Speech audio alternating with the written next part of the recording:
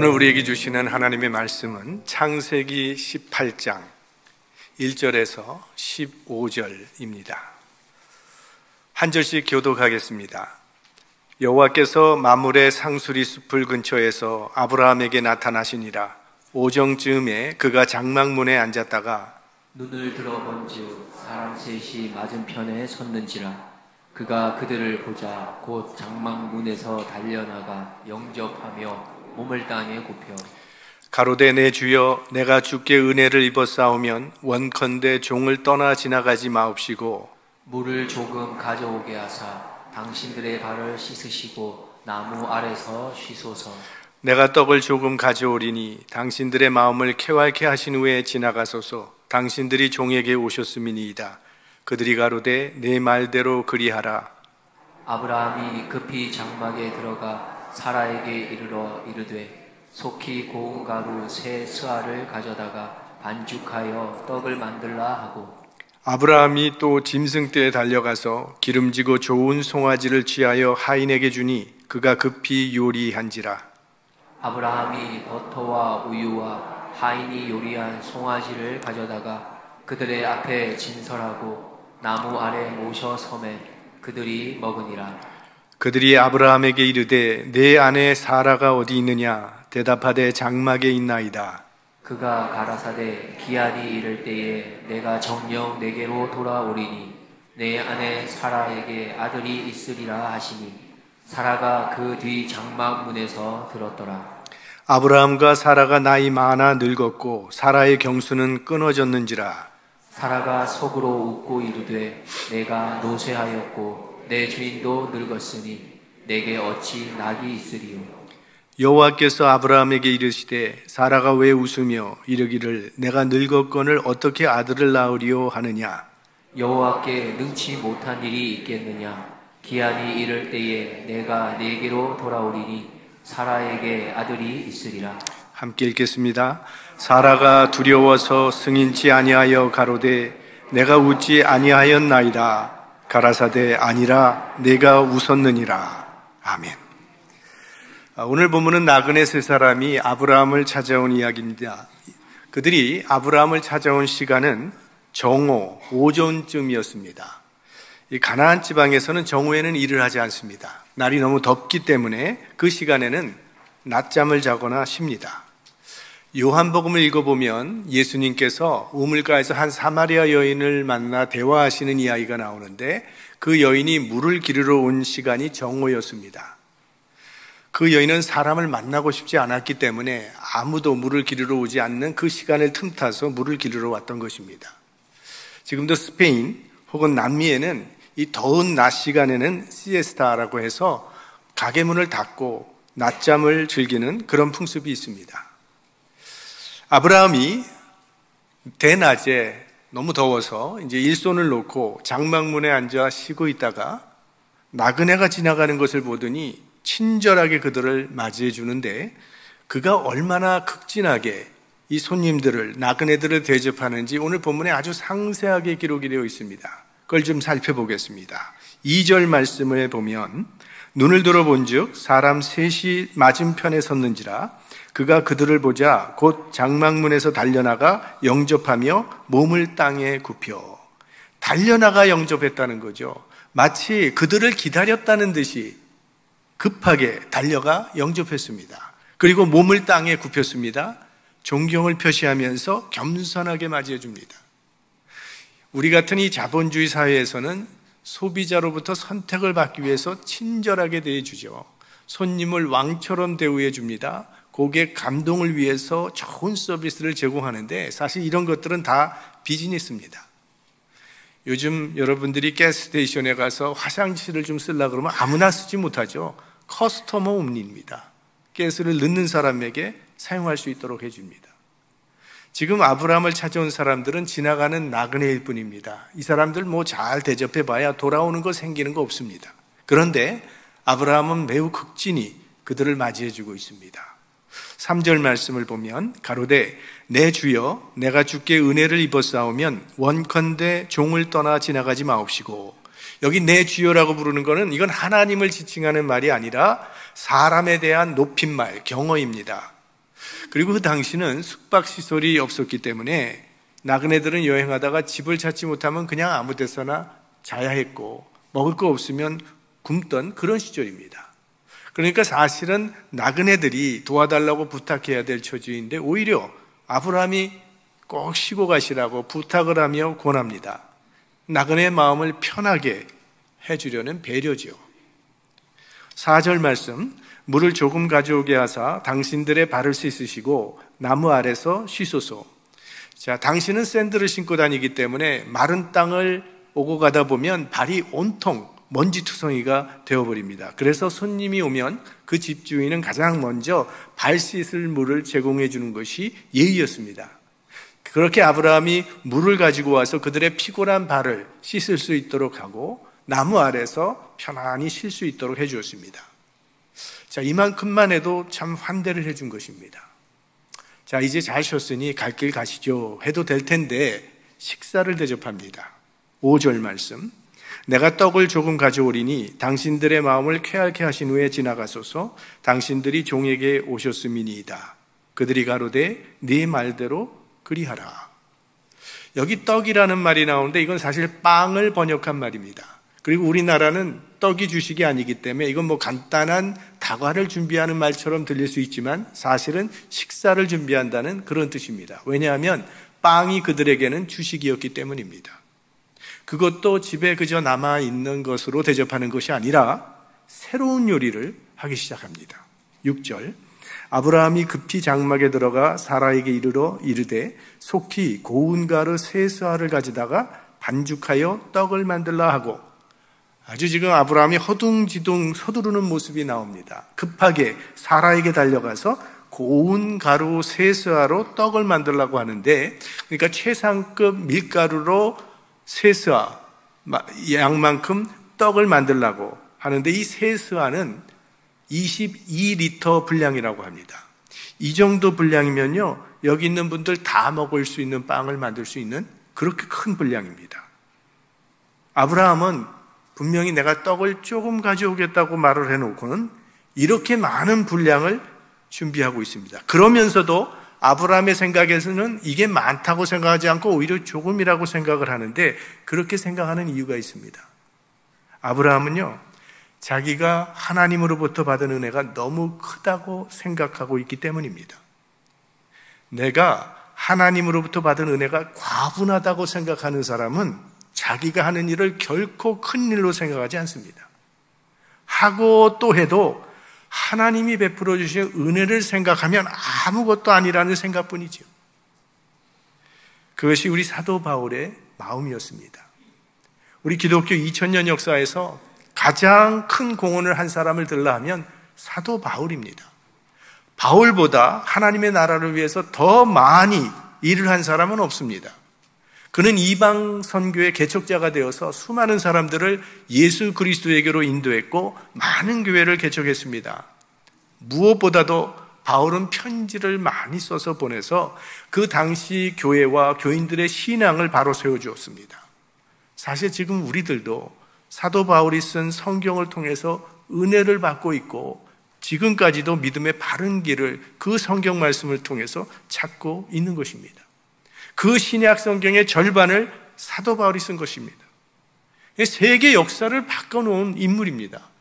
그런데 그런 일에 대해서 바울은 이렇게 고백을 합니다. 고린도전서에 보면 내가 복음을 전할지라도 자랑할 것이 없으면 내가 부득불할 일임이라. 만일 복음을 전하지 아니하면 내게 화가 있을 것이미로라. 또 나는 사도 중에 지극히 작은 자라. 내가 하나님의 교회를 핍박하였으므로 사도라 칭함을 받기에 감당치 못할 자로라. 내가 교회를 세우고 많은 사람들에게 복음을 증거한 것은 그건 부득불 해야 될 일을 한 것뿐입니다. 그건 아무런 자랑거리가 되지 못합니다. 왜냐하면 나는 예수 믿는 사람들을 핍박했던 죄인 중에 괴수인데 하나님께서 그런 나를 용서해 주시고 이방인의 사도가 되게 하셨기 때문입니다. 이 모든 것은 하나님의 은혜일 뿐입니다. 나는 사도 중에 가장 작은 자입니다. 성 프란시스도 이 사도 바울과 비슷한 말을 했습니다. 제가 얼마 전 수요 집회 말씀드린 예화이기도 합니다. 이 프란시스의 제자 중에 한 사람이 어느 날 환상 가운데 하늘나라를 올라갔습니다.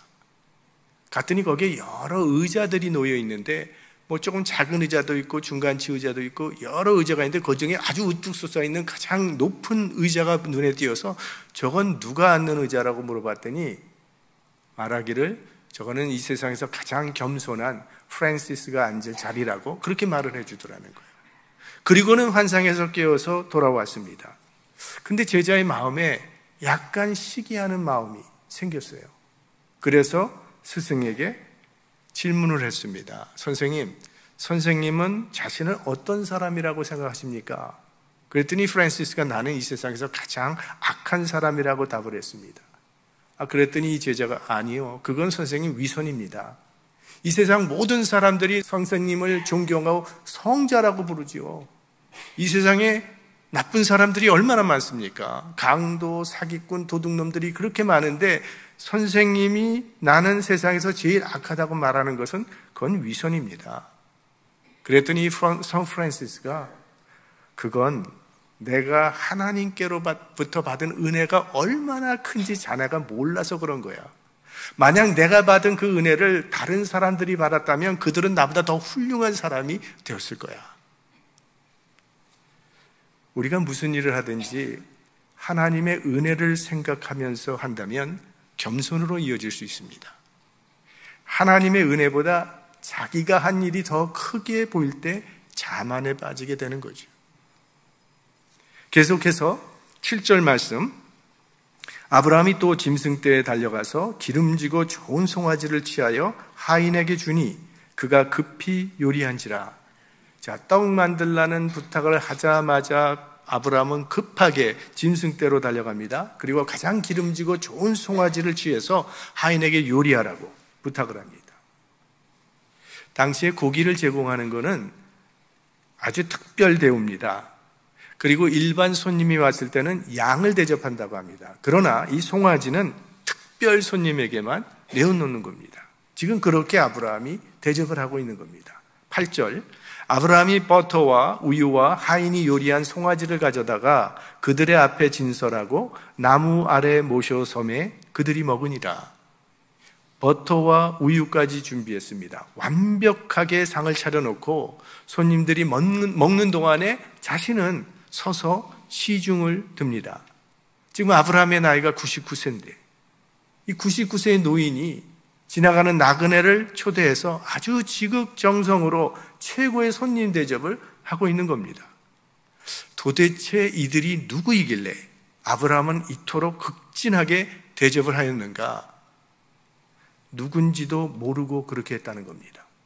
히브리서 13장 2절 말씀에 보면 손님 대접하기를 잊지 말라. 이로써 부지 중에 천사들을 대접한 이들이 있었느니라. 아마 이 말씀에 대표적인 인물이 있다면 아브라함일 텐데 아브라함은요, 이들이 누군지 모르고 대접을 했습니다. 그런데 그렇게 하고 보니까 그들이 하나님의 천사였다는 겁니다. 아브라함은 자신도 모르는 채 하나님의 천사를 영접하는 영광을 얻게 된 것이죠. 이것은 하루아침에 갑자기 되어진 일이 아닙니다. 아브라함 평소에 손 대접하는 마음 자세가 늘 되어 있던 그런 사람이었습니다. 여러분들은 대접하시기 좋아하십니까? 아니면 대접받기를 더 좋아하십니까? 두 친구가 어려서부터 한 동네에서 친하게 자랐습니다. 여러 가지 일들을 함께 하면서 서로 도와줬습니다. 그러면서 컸어요. 근데 어느 날 그 한 친구의 집에 보니까 그동안 안 보이던 반짝반짝한 새 차가 세워져 있는 겁니다. 영문을 물었더니 형님이 나한테 새 차를 선물해 주었다고 합니다. 자, 그 말을 들은 이 친구의 반응이 뭔지 압니까? 보통 사람들은 나도 그런 형님 하나 있었으면 좋겠다 할 텐데 이 친구는 나도 동생한테 자동차 사줄 수 있는 형이 되면 좋겠다 이렇게 말하더라고요. 얼마나 아름다운 마음입니까? 나누어주고 싶은 마음, 대접하고 싶은 마음, 이건 참 귀한 마음입니다. 그런 마음으로 살아가면 삶이 풍성해질 것입니다. 대접을 받고자 하기 때문에 불평, 불만이 많아지는 것이죠. 이웃에 대해 넉넉한 마음으로 살아가십시오. 식당에 가시면요, 팁도 좀 두둑하게, 넉넉하게 해주십시오. 이웃을 대하는 우리 모습 가운데 하나님의 형상이 나타나도록 살아가시기를 바랍니다. 남을 대접하는 것은 부자냐 가난하냐의 문제가 아니죠. 마음의 문제입니다. 언젠가는 내가 대접해야지 계속 연기하다 보면 그런 날 오지 않습니다.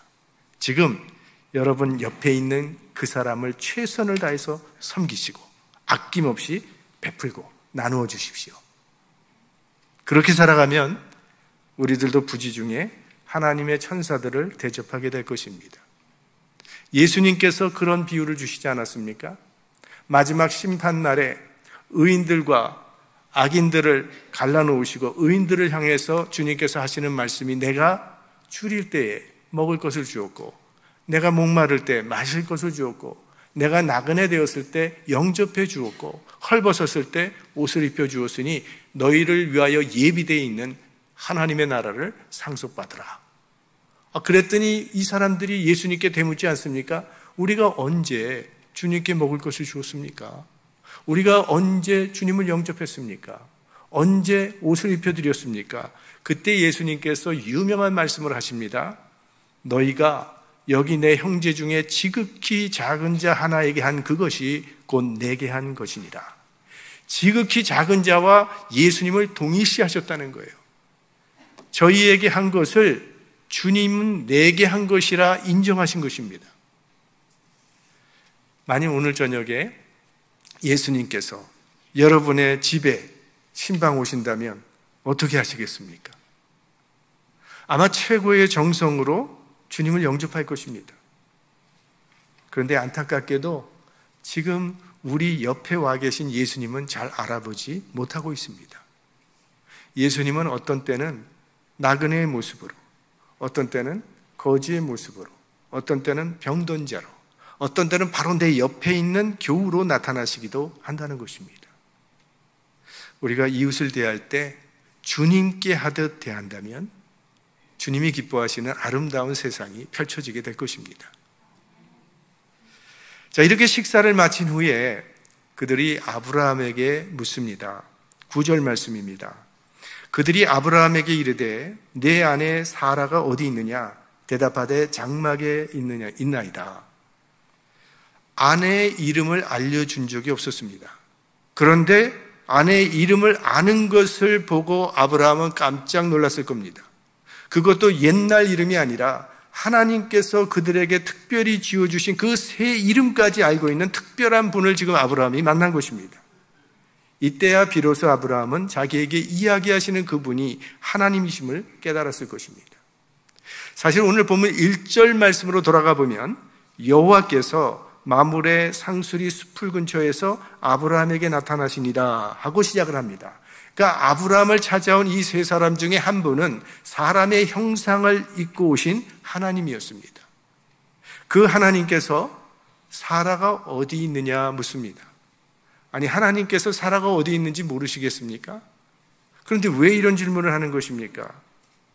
지금부터 하나님께서 아브라함에게 하는 이 이야기는 사실은 사라를 들으라고 하는 이야기라는 것을 알려주시기 위한 것입니다. 자, 하나님께서 그런 말씀을 하시니까 무슨 말씀을 하시려나 지금 사라도 천막 뒤에서 귀를 기울이고 듣고 있습니다. 그때 하나님께서 약속하십니다. 10절 말씀, 그가 가라사대 기한이 이를 때에 내가 정녕 네게로 돌아오리니 내 아내 사라에게 아들이 있으리라 하시니 사라가 그 뒤 장막문에서 들었도다. 그러니까 오늘 하나님께서 아브라함을 찾아오신 주 목적은 사라 때문이었습니다. 사라는 자기 남편 아브라함을 통해서 자기의 몸에서 아이를 낳게 될 것이라는 하나님의 말씀을 전해 듣기는 했지만 사라는 도무지 믿을 수가 없었습니다. 그래서 하나님께서 친히 사라에게 약속의 말씀을 확인시켜 주시고 그 사라의 믿음을 경건하게 붙들어 세워주시기 위해서 오늘 다시 찾아오신 것입니다. 그리고 아들이 있으리라 말씀하십니다. 그런데 이 약속은요, 아브라함이 정말 지겹도록 듣고 또 들었던 약속입니다. 지난 24년 동안 하나님이 아브라함을 찾아오실 때마다 하신 말씀이에요. 아들이 있으리라. 그 말씀 오늘 또 하시는 겁니다. 하나님께서 우리들에게 지겹도록 반복해 주고 싶은 말씀이 있습니다. 나는 너를 사랑한다 입니다. 우리는 하나님의 뜻에 합당치 못하게 살아가고 있는 자신의 모습 때문에 괴롭고 실망하게 되죠. 정말 하나님께서 이래도 나를 사랑하실까? 우리는 자신이 없습니다. 그런데 하나님은 그런 우리를 사랑하신다고 말씀하시는 거예요. 그래도 나는 너를 사랑한다.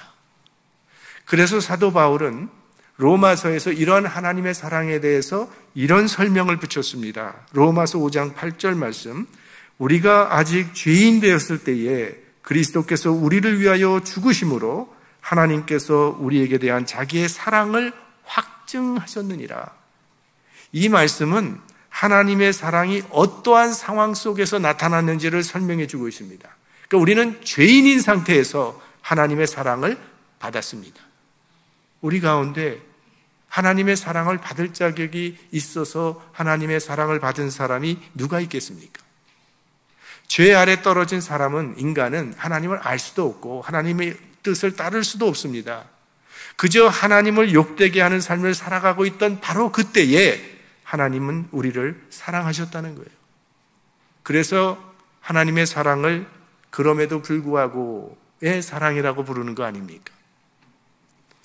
우리가 죄인 되었을 그때에 예수 그리스도께서 우리를 사랑하사 십자가를 지셨다면 그나마 주님의 뜻대로 살아가겠다고 이렇게 애를 쓰고 바로 믿어보겠다고 몸부림치는 우리들을 하나님께서 왜 사랑하지 않으시겠습니까? 어떤 상황 가운데 있더라도 나를 향한 이 하나님의 사랑만은 확신하고 살아가시기 바랍니다. 신앙생활은요, 내가 하나님을 얼마나 사랑하느냐가 아니라 내가 하나님의 사랑을 얼마나 깊이 체험하느냐입니다. 하나님이 나를 얼마나 사랑하시는지를 날마다 새롭게 체험하는 것, 날마다 새롭게 깨닫는 것, 그것이 신앙생활입니다.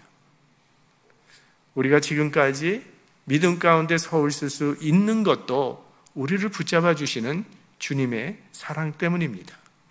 이 하나님의 사랑이 여러분의 심령 가운데 날마다 새로워지시기를 기원합니다.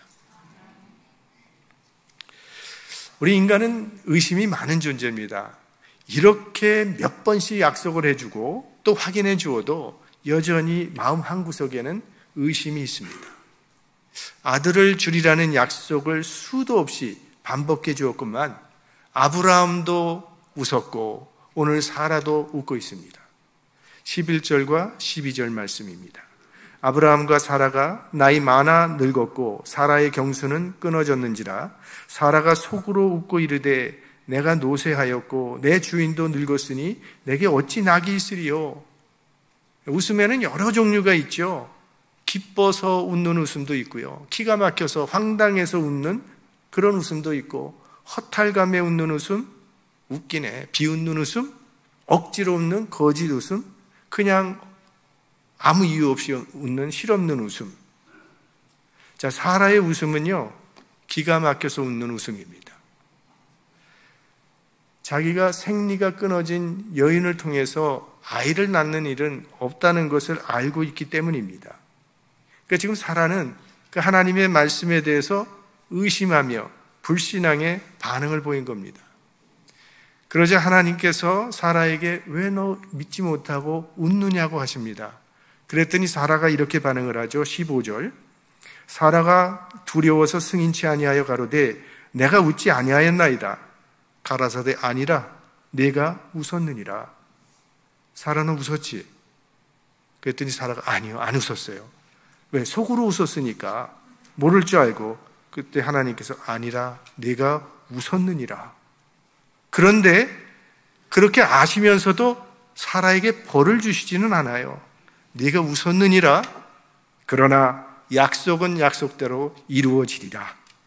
이것이 하나님의 긍휼이며 복음입니다. 하나님은 우리가 흔들리는 갈대처럼 연약한 존재라는 것을 아신다는 겁니다.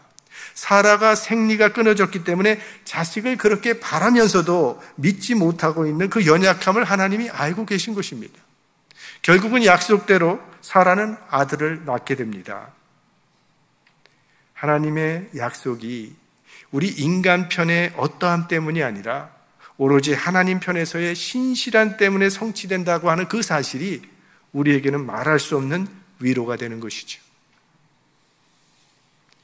자, 이제 하나님께서 의심하는 사라에게 하나님이 어떤 분이시라는 것을 상기시켜 주십니다. 우리 다 같이 14절 말씀을 합독해 보겠습니다. 여호와께 능치 못한 일이 있겠느냐? 기한이 이를 때에 내가 내게로 돌아오리니 사라에게 아들이 있으리라. 인간 상식으로는 불가능하다고 생각하는 사라에게 여호와께 능치 못한 일이 있겠느냐 하십니다. 사라는 지금 자기만 바라보고 있는 것입니다. 나는 90세. 아기를 낳을 수 있는 모든 기능이 다 끊어져 버렸습니다. 그러나 하나님께서는 다 죽은 것 같은 자기 몸만 바라보면서 된다 안 된다 하지 말고 눈을 들어 능치 못한 일이 없는 그분 하나님을 바라보라고 하는 거예요. 하나님을 내 생각의 울타리에 가두어 두지 말라는 것입니다. 천사 가브리엘이 처녀 마리아에게 나타나서 메시아 탄생의 소식을 전해 주었을 때 네가 아들을 낳으리니 그 이름을 예수라 하라. 그때 마리아의 반응이 무엇이었습니까? 나는 사내를 알지 못하니 어찌 이런 일이 있을 수 있겠습니까? 처녀는 아이를 낳을 수 없다는 상식을 말한 것입니다. 그때 천사가 하는 말이 대저 하나님의 모든 말씀은 능치 못하심이 없느니라. 하나님께는 불가능이 없다고 말씀하세요. 그 말씀 그대로 마리아는 처녀의 몸으로 예수 그리스도를 낳았습니다. 그러니까 하나님은 약속을 지키십니다. 생리가 끊어져 버린 사라에게도 약속의 아들을 낳게 하셨고 처녀 사내를 모르는 마리아에게도 아들을 주셨습니다. 하나님은 우리에게도 큰 약속을 주셨어요. 구원의 약속입니다. 이 구원의 약속은요, 아들을 주시겠다는 약속보다 훨씬 더 크고 훨씬 더 힘든 약속입니다. 왜? 죄인은 절대로 구원받을 수 있는 길이 없기 때문입니다. 구약시대에 하나님께서 율법을 주시고 4,000년 동안 그것을 지키라고 했는데 단 한 사람도 이 4,000년 동안에 율법을 온전하게 지킨 사람은 한 사람도 없었습니다. 의인은 없나니 한 사람도 없었어요. 그러니 이 구원이라고 하는 것이 얼마나 힘든 일이며 불가능한 일입니까? 그래서 부자 청년이 어느 날 예수님께 물은 겁니다. 어찌해야 영생을 얻을 수 있겠습니까? 이러이러한 계명을 지키라. 그 계명들은 제가 어려서부터 다 지켰습니다. 그렇다면 내게 있는 재산을 다 팔아서 가난한 사람에게 주고 와서 너는 나를 따르라. 그때 그 청년은 근심하며 돌아갔다고 했어요. 그 돌아가는 청년의 모습을 보면서 예수님께서 낙타가 바늘기로 들어가는 것이 부자가 하늘나라에 가는 것보다 더 쉽다고 말씀을 하셨어요. 여기 부자라고 하는 것은 단지 돈만 많은 사람을 이야기하는 것이 아니라 세상 모든 사람들, 우리 죄인들을 다 일컫는 그런 의미의 말입니다. 그 말을 들은 제자들이 너무 놀라서 묻지 않습니까? 그렇다면 도대체 누가 구원을 받을 수 있겠습니까? 이때 예수님께서 말씀하시죠. 사람으로는 할 수 없으되 하나님으로서는 다 할 수 있느니라. 인간 편에서는 구원의 길이 없어요. 그러나 하나님께서 역사하시면 가능하다는 그런 말씀입니다. 구원은 하나님의 역사로 말미암아 우리의 마음과 우리의 삶 속에 일어나는 기적입니다. 예수 그리스도를 통해 구원받은 우리들은 이런 하나님의 기적을 체험한 사람들입니다. 여호와께 능치 못한 일이 있겠느냐? 오늘 하나님께서는 다 죽은 것 같은 자기 몸의 현실 앞에서 무너져 있는 사라의 믿음을 붙들어 주셨습니다. 이 하나님과의 만남을 계기로 해서 사라는 죽은 것 같은 자기 몸을 통해서도 하나님은 언약의 아들을 주실 수 있는 전능하신 하나님이라는 것을 의심치 않고 믿는 믿음의 사람으로 변화되었고 마침내 믿음의 조상으로 세움받게 되었던 것입니다. 바로 그 하나님께서 지금 우리와도 함께 계십니다. 우리의 연약한 믿음을 견고하게 세워주시기 위해서 지금도 우리 곁에 와 계시다는 거예요. 능치 못할 것이 없으신 우리 하나님께 우리의 삶을 드리고 우리에게 향하신 이 여호와의 신실하심을 일평생 찬양하는 복된 인생이 되시기를 주의 이름으로 축원합니다.